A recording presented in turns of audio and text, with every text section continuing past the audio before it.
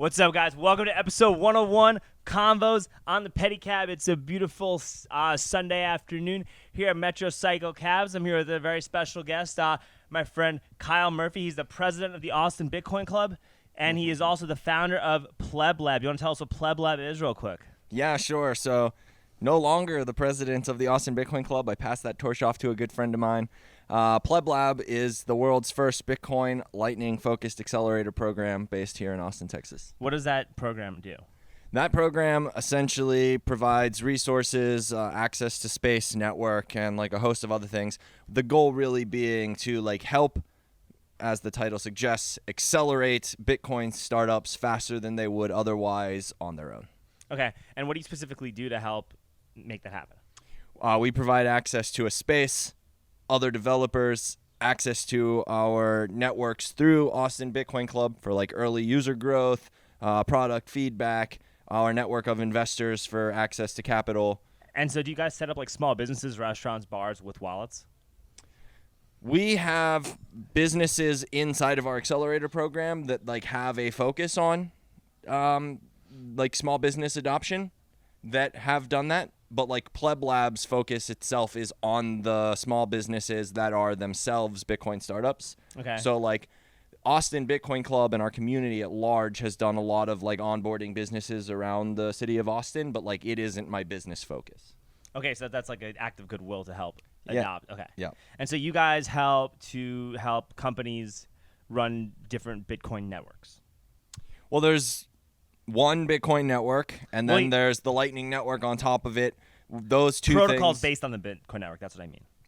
Yeah, essentially. So we work with companies who are using the Bitcoin and Lightning protocols to build companies on top of it. Okay. And when you use those protocols, what is that going to do for the companies, and how is that going to help create advancement and growth in a way that actually helps the general public and continues to foster a genuine freedom of expression?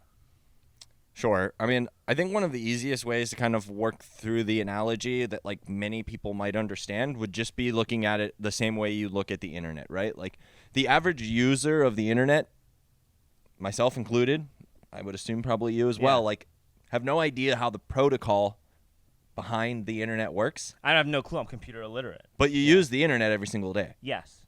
It just works. It works. Because a lot of really smart people built a lot of really useful, really easy to use functionality on top of the protocol that is the internet. Okay. The same thing is happening right now in Bitcoin.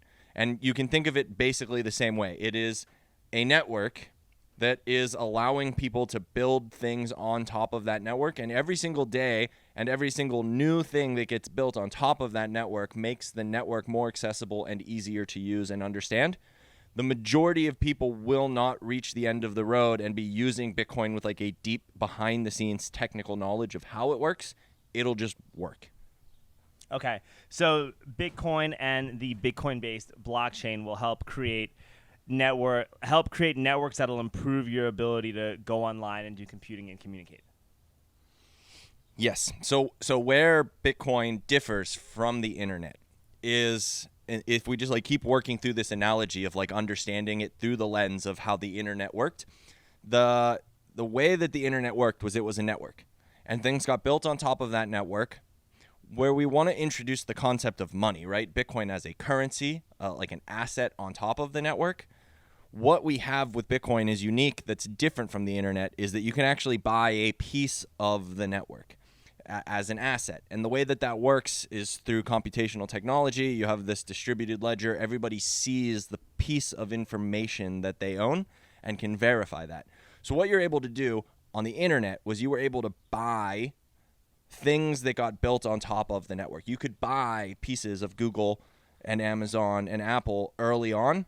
And if you bought them early in the stage of using the internet as a technology, you benefited greatly. You're able to do the same thing today in Bitcoin.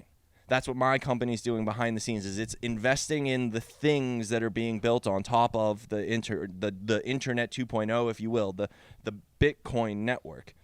What is unique with Bitcoin is that you can also buy a piece of the network which has a limited supply cap. That is Bitcoin, the asset. What makes Bitcoin really special is that as more of those things get built on top of the network, making the network more accessible and easier to use, the more people start to use it and adopt it, making the little piece of the asset that you own more valuable as the network itself becomes more valuable. So then the more the network grows, I'm sorry if I'm talking like I'm like 5 years old. You're good. Okay. So like the more that the network grows and the more people find a use case scenario for the network, the more valuable the actual Bitcoin the actual token becomes, because owning that token allows you to have a greater stake in terms of how you participate in this network.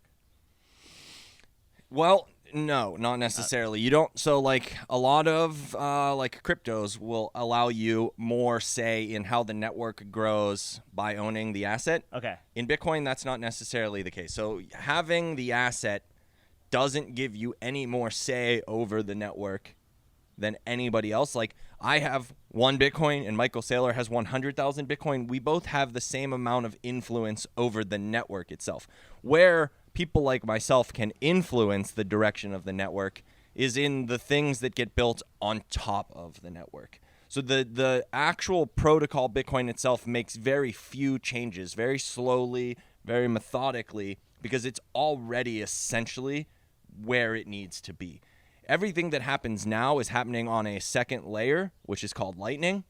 There are others, and there probably will be other competitors, but the largest secondary network right now that's built on top of the Bitcoin network is the Lightning Network. And all of the kind of companies, if you will, like the Googles, the Amazons, those things are now being built on the Lightning Network. That's what's going to make the network more valuable. Because it becomes more accessible for more people. Okay. And then so the benefit, because I'm big on Bitcoin, but I want to have you explain it because you're an expert on this, and I'm just a guy that's buying it and believing in the technology. Sure. So, what becomes the benefit of owning more of that network? The benefit to owning more of the network is that the asset, due to its monetary principles, right? Like if you look at the history of money and like what makes good money, Yeah. Bitcoin hits on all of those principles. It hits everything. And Yeah. better than anything else that exists. Even gold. Significantly better than gold in many ways. It's like, imagine Not trying all, to but take in many. if you're going to put your entire net worth in gold, and like let's say, I don't know, I did a year backpacking around the world. Can you imagine backpacking around the world for a year on a gold standard? Like, how do I do that? I would need like Santa's like magic like sack that like makes gold become nothing when it goes in the bag, so that it could. So like, how do you carry around a year, 2, 3 years worth of gold? Okay, no, that's fair. You can't. How do you divide gold when I have a gold coin and all I want to buy is a coffee in Mexico for like 50 cents equivalency? Like I'm going to have to like shave my gold coins to give enough gold to like Bitcoin is super, super, super divisible. Yeah, and also if you're leaving a hostile country like with Ukraine, you can just all you got to do is know your keys. Yeah. You don't even need the physical copy of the ledger. You just have to remember the passphrase. You can literally store it in your brain. And then if you lose the physical ledger, you could just buy a new ledger and then just reinstall the passphrase. Yep. You could literally throw it in the fucking ocean. I lost it in a boating accident. What? Okay, and that's where the phrase comes from. Yeah. I went to Miami during the winter storm, and I was like with my girlfriend. Yep. And I had my ledger at home, and I was scared. And I got a little scared because I was we couldn't have like there was no power, and we couldn't really speak to like the maintenance guys, and people weren't like really around. Mm-hmm. And we were scared like a fire could get started or a flood could happen or whatever it is. And I'm like, dude, I got my fucking hard wallet on there. I got a bunch of stuff on that. Yep. And I had fun in Miami because I was in Florida, but it definitely would have been a lot more fun if I knew that when I was in Florida. Sure. This is the importance of like backing up your seed phrases.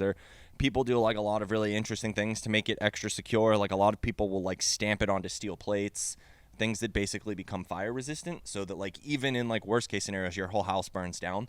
Like you can find the metal plate that has your seed phrase, or you can even store it outside of your house. Like I have my dad. I think I gotta actually write it out one more time for my dad. Mm. And I'm like, hey, Dad, I need you to write this down. These letters. Sure. You need to put this in a very safe place. Yep. Okay. It's a good idea to have your backups in more than one location. Yeah. If there's people you trust, like your dad, Yeah. it's a good option. Anyway, one good thing about owning an asset or being into Bitcoin is it makes you become like, it kind of has to make you a better person because there's some very valuable stuff when you're really you wind up having control of some very valuable stuff that becomes only yours, and you really see the importance of having to like build a close network of people that you can trust, and in order to actually have that, you got to actually be a good human to people. Sure. Yeah, Bitcoin, that mean, like, it makes a lot of sense.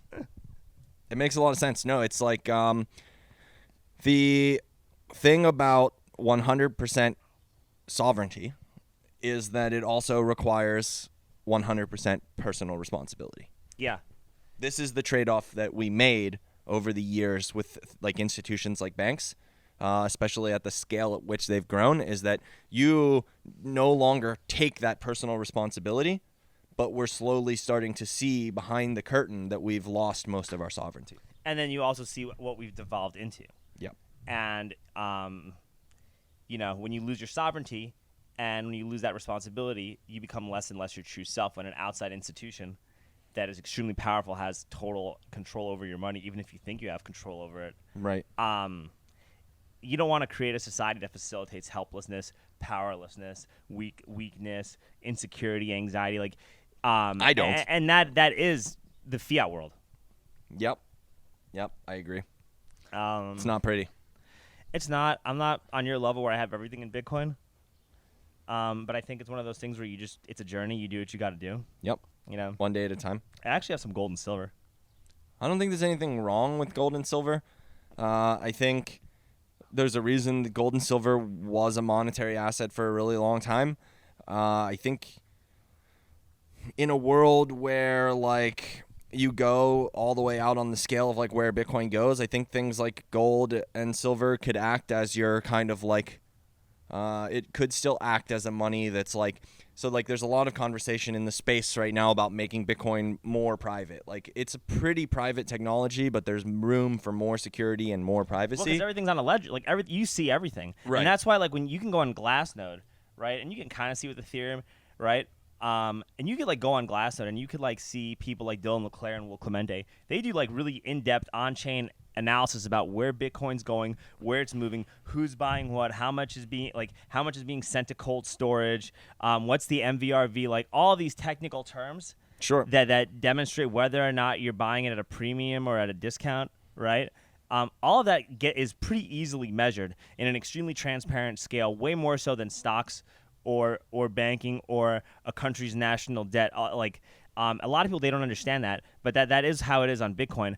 But with a lot of other altcoins, you really cannot see that or understand that at all. Yeah. Maybe you could see a little bit with Ethereum. Because most of the rest of the altcoins are designed to be more fiat. They are. And there are some altcoins that I do like privacy-based coins, like a Zcash or a Dash or a Monero or something like that could have potential in the future. Even like a big. See, this is where I think, I honestly, I don't know. I have not really spent a lot of time diving into the privacy and security tokens. I think all of those things, just like everything else in the altcoin space, everything that can be built over there can be built on Bitcoin. So ultimately, I think it just makes more sense to focus on building those security and safety implementations into Bitcoin. Like wasting your time building it on something else, like you might be using this privacy coin that has been built for privacy, but the trade-off is that you don't have the security that you have in Bitcoin. Like the decentralized nature of Bitcoin, the non-changeable nature of Bitcoin is what makes every utility that gets built on top of it worth anything. Because all of the utility is for naught if on a long-term time frame I can't rest assured that the security of the protocol itself of you is sending safe. transactions, receiving it, and holding. Yes. Okay. That makes sense. That actually does make sense. I do think that having altcoins and having numerous altcoins is good for Bitcoin because it forces Bitcoin to continually improve and become better. See, I disagree with that because Bitcoin is like always going to evolve and get better anyways. Yeah, but you always want competition to make to force that to happen.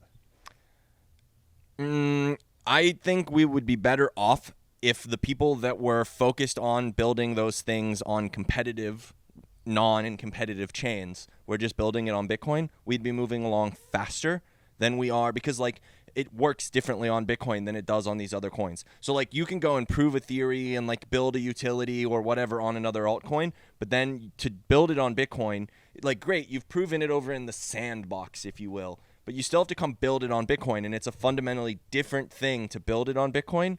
You could probably be further ahead if you had just said like, hey, I'm going to try and build this thing that I'm building over there. I'm going to try and build it on Bitcoin. And you just started building it on Bitcoin, because you have to basically start from scratch on Bitcoin anyways. Right, and if the Bitcoin network is faster and more efficient and does these functions at a better level while people are more secure with their finances, Right.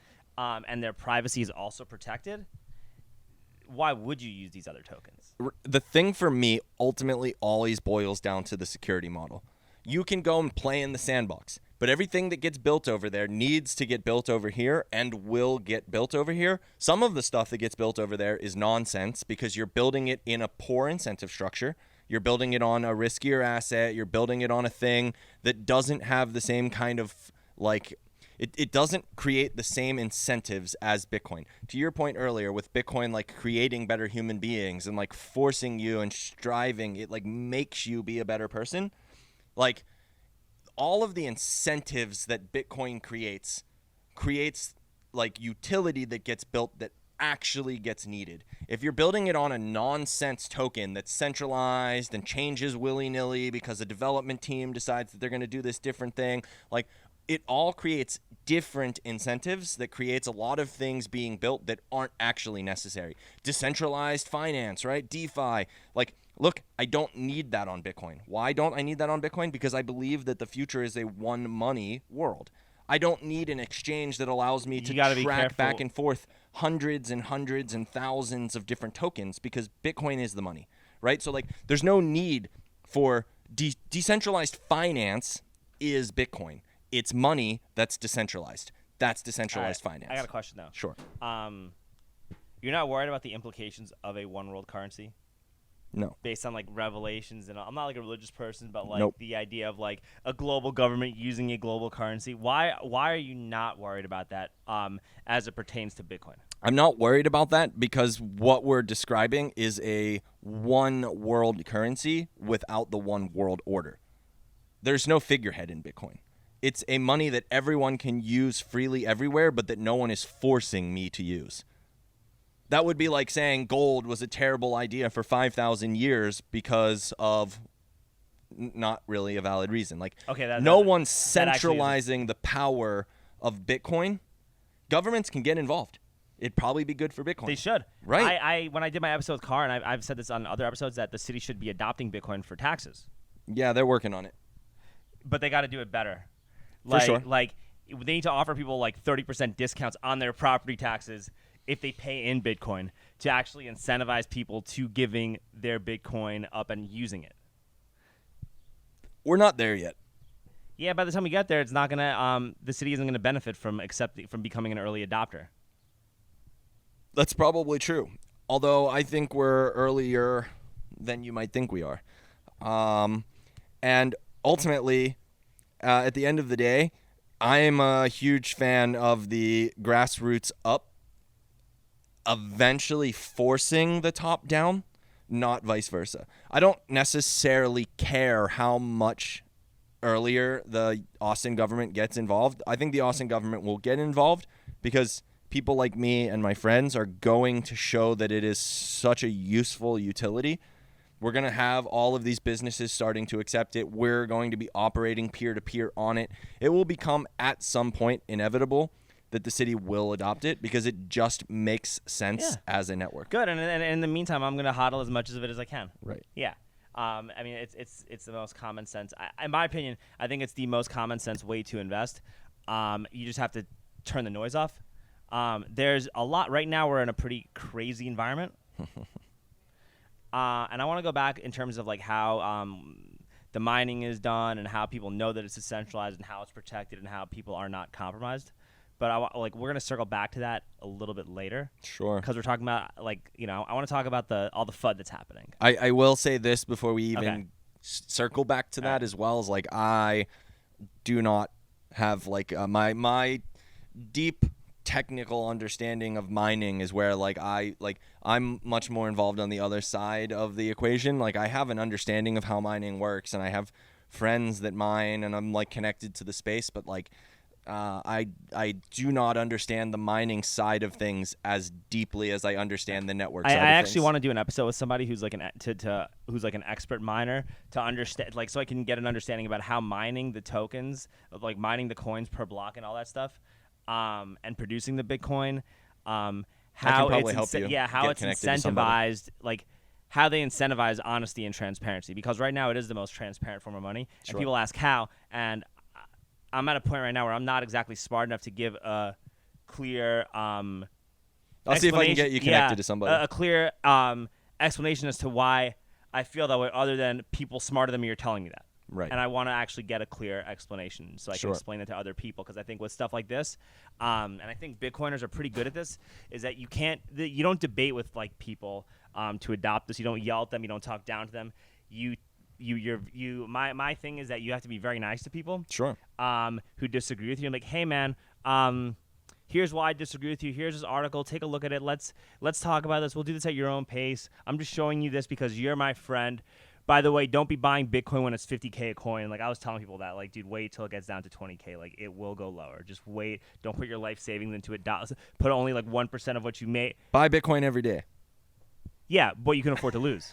Right. Buy what you can afford to lose, and don't do it. Don't over leverage yourself, and don't think that just because you bought this magic token, which I do believe it is a magic token, it doesn't mean that you're going to get rich overnight. You may lose half of your net worth for 2.5 years and feel really bad about your decision.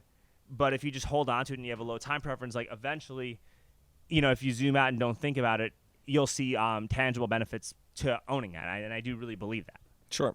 I agree. And that's because fundamentally I believe that even when, like, we see my purchasing power dissolving like we do right now, right? Like, I've lost like 6 figures of my net worth since like 6 months ago. Yeah.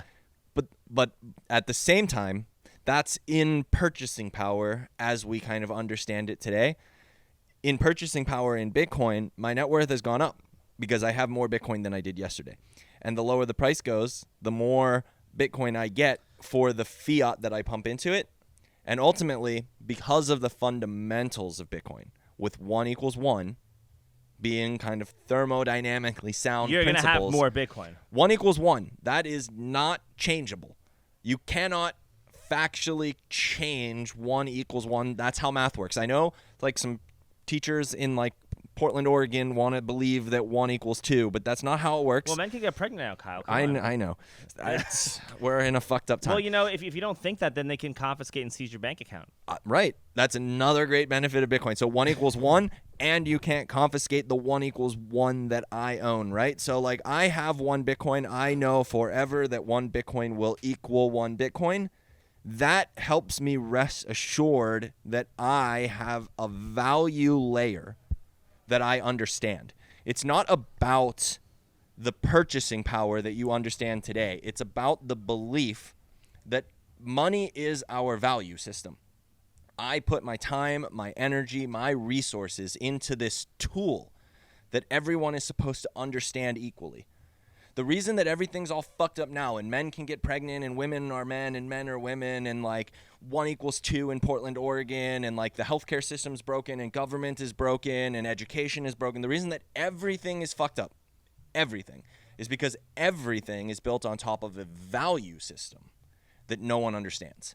There's no transparency. There's nothing. You have no idea how it works. The dollar today is not the same as the dollar tomorrow. With Bitcoin, as a value system, as a base layer monetary value system, 1 = 1. And I know that that's how that will work forever, which leads me to believe that over time, that base layer value system will become more and more appealing to more and more people who start to feel more and more of the negative side effects of this non-transparent, broken value system. And as more people move in, as more things get built on top of, and as more value flows into that value system, purchasing power goes up. The reason that purchasing power goes like this on a day-to-day, week-to-week, month-to-month, year-to-year basis right now is because a truly global, truly free people are collectively 24 hours a day, 7 days a week trying to determine what 1 equals 1 as our base layer value system means for us as a species. On a long enough time frame, I believe, and many of my friends believe, that will equal all of our value on Earth will flow into Bitcoin because it's a value system that everyone understands and that is very transparent. I agree with you on this fully. And I also think that when we get to that point, one of the big things that I notice people say when they talk bad about Bitcoin is that it's really bad for the environment, and the energy usage is like the equivalent of a bunch of countries and this and that. And first of all, I think that that's just probably false. And even if it's not false, they're probably like using some kind of statistical metric to not really tell the full story. But also, if you look at how much energy Bitcoin uses, it uses like less than 1% of the world's energy. Right, and the biggest reason why we have like a climate crisis, the biggest reason why we have these energy problems, the biggest reason why we're destroying our planet is because we live in a system that is literally based on greed and trying to monetize everything. When you have a monetary and the reason you have that is because you have a monetary system that can be inflated. I'm going to disagree. Well, okay, but you have a monetary system that can be inflated and deflated at the whim of like 12 unelected officials that you have no control over. Sure. And so when you get a sound money system with a fixed supply and it's a low supply and there's a low supply cap, people are only going to want to spend money and do activities that are of absolute necessity, and you're going to actually utilize less energy because you're going to have a simpler life.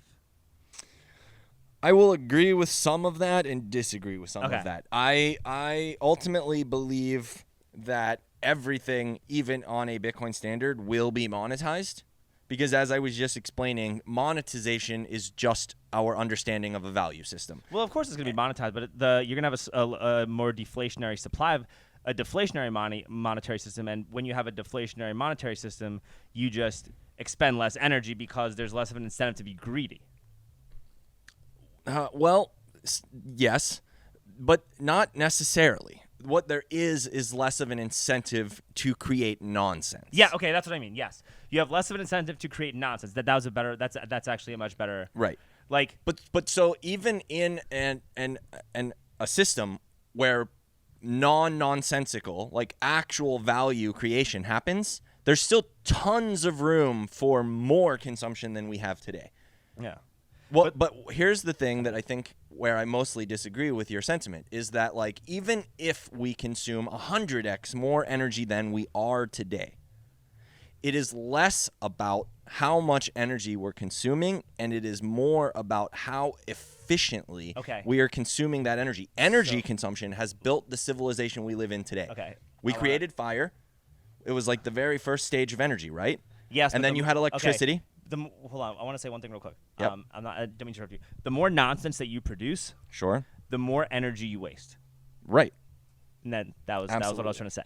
That I agree with. Okay. So basically, it is about less nonsense, less waste, more efficiency. Yes. Bitcoin creates an unbelievably efficient use of our energy, and if we are using our energy 100x more efficiently, then I am fine with 100x more energy usage because it will build a civilization 1,000x or 10,000x better than where we are today. Okay, that you actually said what I wanted to say. Cool. And probably smarter because that's what I was trying. That's what I was trying to say, and you phrased it really well. I'm reading this book called The Bitcoin Standard. I'm sure you've read it. Great book. I made it like 90% through. Mm-hmm. Maybe like the last chapter or whatever, where they like really start talking about like how the blocks are mined and a lot of the technical stuff. I have to get back to that and re-listen to it. I have the audio version of it. Sure. But they were talking about on a sound money system, the art that was made in the 19th century and the 18th century was classic art. Like you had Beethoven. In the 1700s, you had Beethoven. Yep. Right. You have Mozart. Yep. Now you got Cardi B. And a banana duct tape to a wall. Yeah. No thanks. Yeah, exactly. And it's it's because of because you have a system that incentivizes creating nonsense. Yep. And you have people who literally go and make videos of themselves doing garbage just because they're like, oh, I'm an influencer, I'm a content creator, and you just literally are you're almost like built, like people say Bitcoin's a Ponzi scheme. Nah, dude, like our actual like fiat system is a Ponzi scheme 100%. because when you can print up as much money as you want, Yep. you incentivize people to create as much nonsense as they can get away with so that they can get more of this imaginary currency. And eventually, when they realize that there's no use for TikTok influencers, Yep. you know what I mean? And there's no use for the overabundance of food critics, and there's no use for liberal identity politics professors, and et cetera, what's going to happen to your finances? What's going to happen to your purchasing power? What's going to happen to like your ability to eat, your ability to like actually do something? You're going to have a life that has no purpose, and you're not going to be able to fend for yourself. When you have a system that only rewards you based on quality, you have no choice but to produce quality. It's going to be a big shift. Does that make sense? It does. Yeah. It's going to be a big shift for a lot of people, man. I mean, realistically, we've been looking at at least 50 years of kind of degenerating downwards towards as much nonsensical value as possible. And as we transition into an era of hard money where, like, to produce value for yourself, you have to produce value for others. That's a huge fundamental shift that's going to take some serious time for people to adapt to. It is not going to be easy. I think on the way, as this transition continues to happen, it's going to get more painful for more people before like the kind of upward hill towards like significant progress really begins to take place. Like, we're just getting started. I'm very long-term bullish on the state of humanity. Likewise. But I am very short-term bearish on humanity, and I'm also very uncertain as to whether or not I'm going to be around when we reach the bullish phase of humanity.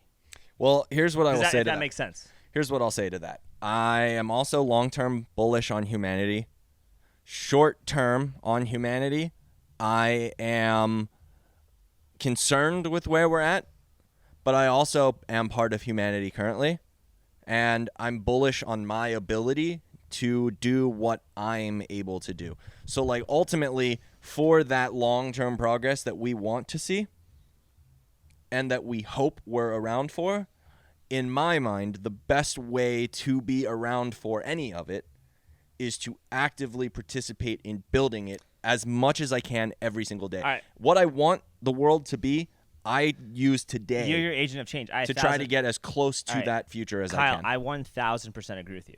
All right. What I'm saying, though, is that in order to build that future, you have to take an active role in building that future. Sure. And it also means that you're going to have a different vision of the future than what a lot of bureaucrats and what a lot of technocrat billionaires and what a lot of government officials and high-ranking members at the World Economic Forum believe. I don't really care, though, because But- I've said this to people already. Right. So there's the end of the Fed, right? You've heard that statement, I've right? heard that. But so here's like a very simple way to analyze analyze what you just said. In my belief, is like I don't have time for end the Fed. The Fed and the technocratic billionaires whatever they want. and the bureaucrats, They can they're do going whatever they to want. end. They're They're going to gonna end end themselves. Okay. What we need to do is stop focusing on fighting them, and we need to put our heads down and build, because that's how we build something better. Let them do whatever they want to. Like, I can't influence them. Well, we okay. agree that like they're basically going to do whatever they want, and they're going to push in the directions they want. Okay, but when these we people have agree, a monopoly on violence, and they're trying to create a monopoly on discourse, eventually you are going to need people like myself or Alex Stein or these other people to verbally put themselves out there and say stuff so that other people like you and everybody else have the continued courage and motivation to continue to build those parallel systems. I look, so I come from a military background. What I'll say is, like, if they decide to bring the war directly to my doorstep, I will defend with everything that I have. But until they bring the war to my doorstep, I am not going to go out into the world looking for the war. I am simply going to wake up, look for peace and build the best possible day I can today by helping as many people today as I can. The stronger our network gets, the more connected we get, the more organized we get, the better off we are for when they destroy themselves. I don't need to fight them. If they bring the fight to me, then I'll fight them. But until they've literally brought it right to my doorstep, the best thing I think I can do is to simply put my head down and build something better. I actually like that. That's a really cool way to look at it. I like that a lot. That's a good perspective setter, because I don't know if you've been following what I've been doing lately. A little bit. I've been going to these meetings and holding up a mirror. Yeah, nice. I don't think I've seen that. Well, like just acting like an insane liberal, just acting like a regime mouthpiece. You saw when I went to the school board meeting and I said we got to destroy the nuclear family. I did see that. Or I'm like, intense. yeah. Or I'm saying that we need gun control, and if you don't think that your 5-year-old should take puberty blockers, or if you're not up to date on all your vaccines, or if you voted for the wrong candidate, you should be placed on you should not be allowed to own a firearm, and you need to be on a list. I'm just literally embodying all these mouthpiece talking points, right? To an extreme. Yeah, and it's just so people can say, what the hell are these people doing? I don't like the direction that these people are trying to push us. We got because creating a parallel. It's a fascinating tactic. Yes. So creating a parallel, and so what I'm trying to say is that in order to create a successful parallel system, you need more people to voluntarily consent and go along with a parallel system. Otherwise, if only a small fringe group of people are on our level, True. It doesn't really work very effectively. If the system that we live inside of today collapsed fully today, there's no system that's ready to take its place. Bitcoin's the best option I've found in a decade of searching, and once I discovered it, that is why I went all in so quickly. Okay. Because when I realized what I had, I realized that this was a tool for the most peaceful transition of power that I have ever found. I've believed a revolution was coming since the day I got out of the army. I never understood what it meant or why I felt that way, but I knew something was broken and something needed to change. Bitcoin represented a tool that played a huge role in the most peaceful transition of power. And ultimately, that's where I now landed on. I don't need to fight them. They're destroying themselves. To your point, with the way that you go and caricature their example, it is already a caricature. It is going to destroy itself.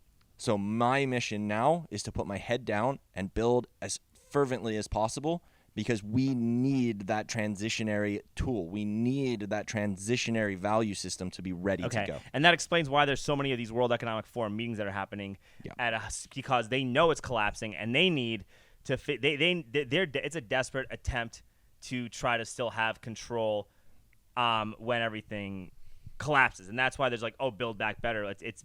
It's my opinion, not to get conspiratorial, but it's, hey, if we destroy the system and we demolish it ourselves, we get to kind of figure out how we can rebuild in a way we still have our influence. Yep. And central now when bank we get digital our currencies. yeah, and then when we actually get our influence, we'll stranglehold anybody from disagreeing with us or going against our narrative, and we'll be in control forever, pretty much, with these central bank digital currencies and all this stuff that's happening. I think that's the attempt. That's the attempt. Yep. That's the attempt. But I think that it's becoming harder and harder to do. Yep. And I think that the more people that voluntarily consent to creating parallel structures, that you make it impossible. And I think that you also need people to put themselves out there and risk their social standing and possibly risk their safety in order to embolden other people, in order to wake people up and embolden them to start doing that. If I didn't know about who Alex Jones was in 2008, I wouldn't have even been in a mental mind frame, or if I hadn't seen the zeitgeist in 2008, I wouldn't even be in a mind frame to even have this discussion with you, or even be where I'm at thinking along those terms. Yep. If that makes sense? It does. And so the more people, so that's why I say I'm really optimistic about humanity, but I am a little bit scared that I might not be around to see that come to fruition. Well, every second you use thinking about whether you do or do not is a second wasted where you could have just been building to make sure you do. I like that. That's cool. All right. Crypto's collapsing. Yep. Okay. Why is it collapsing? What's happening? Because there's a lot of fear. A lot of people are saying Bitcoin's a scam. There's a lot of screaming, and finger pointing and a lot of name calling, and it is really toxic. Why is it happening in your opinion? It's happening because first of all, the writing's been on the wall. If you've paid attention to any Bitcoin maximalist for the last 2 years, they've been screaming for 2 years that this was coming. Basically, what crypto is an asset class that's not even really an asset. It's a bunch of people selling rug pulls. It's just endless amounts of tokenized illegal securities. People have taken buzzwords from Bitcoin that, like, the word itself is valuable because Bitcoin created decentralized networks. Bitcoin created scarce assets, but you can't recreate those things. It's impossible to recreate a truly decentralized asset because people now understand the value of a decentralized asset. As soon as you try to recreate decentralization, it ends up centralized because some group of people understands the value in it. Bitcoin did it before the world or before civilization or before humans understood the value of decentralization. Or you just don't know who's fully in control of Bitcoin. That helps. That's how it managed to do it. It was a piece of how we managed to get a truly decentralized asset, is that there was no figurehead. So Satoshi Nakamoto, whoever that was or whoever they were, walking away from the project helped create a truly decentralized asset, and you cannot recreate it. But you don't think that there's I'm playing devil's advocate. Sure. You don't think that Satoshi Nakamoto could be just some random guy in the CIA who did that to psyop people like us? Could be, and I think it would be bullish. It doesn't matter. Everything is bullish for Bitcoin. Okay. I'm just asking. I'm asking questions so I can understand that, because it's like, well, who is Satoshi? What did they do? All right. Anyway, listen, we're gonna do this again. Sounds good. I had a great time talking. Likewise. This is a lot of fun. This is super informative. We'll do some bonus stuff, and we could talk about the leveraging and why people call Bitcoin a Ponzi scheme. I think that's important just for people to understand what that is. Sure. So because you want to create a better. You want to do this in good faith. You want to create a better you want to create a more intelligent group of investors, so when they buy this stuff, they're benefiting from it. That's what you want to do. That's my belief, Yep. But anyway, Kyle, how do we get a hold of you?